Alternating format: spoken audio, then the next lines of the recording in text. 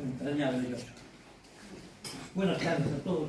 Muchas gracias por llegar esos datos. Yo creo que Salvadoremos Ronaldo, estamos a celebrar un acto en honor del que hubiéramos deseado de Guarana, de lo feito en vida, pero bueno, creo que teñen os artistas, os genios, que os elementos falsos que sempre despois, pero nunca é tarde.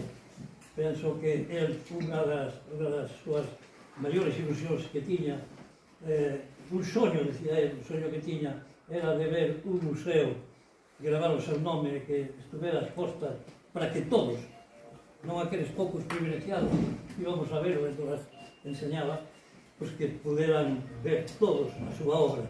Eso, gracias ás institucións, gracias aos veciños do Dono, está aí e é digno de ver, é o primer museo oficial que hai en Valdonas. É inspirado o poeta Don Xosé Porto García, procedendo a dar lectura á acta pola que o Instituto de Estudios Valdoneses o incluye como tal. A nosa institución síntese moi honrada coa súa incorporación. Era de xustiza acordalo así. Queremos que a nosa humilde participación compense de algún xeito os honores que non recibiu en vida. Moitas grazas a todos por a súa asistencia.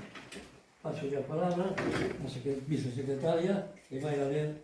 Sendo as 20 horas do día 4 de outubro do ano 2024, reúnense en sesión extraordinaria todos os membros da Xunta Directiva do Instituto de Estudios Valdorreses para tratar o único punto da orde do nomeamento como Valdorrese Ilustre do pintor e escritor Don Xosé Porto García, finado no Bolo no ano 2019.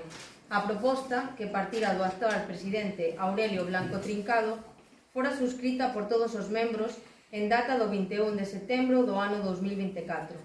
Os presentes, en base ao artigo 11 dos vixentes estatutos polos que se rexe a asociación, tendo en conta os méritos extraordinarios que concorren na persoa de Don Xosé Porto García, toman por unanimidade o acordo de incluir ao mesmo no cadro de Valdorreses Ilustres, acordando así mesmo comunicar este acordo aos familiares para, e cando sexa posible a ambas partes, convocar a cidadanía a un acto solemne de proclamación.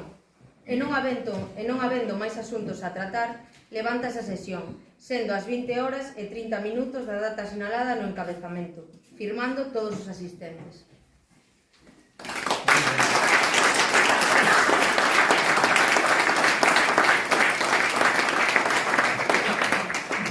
A continuación vai intervir o xornalista e amigo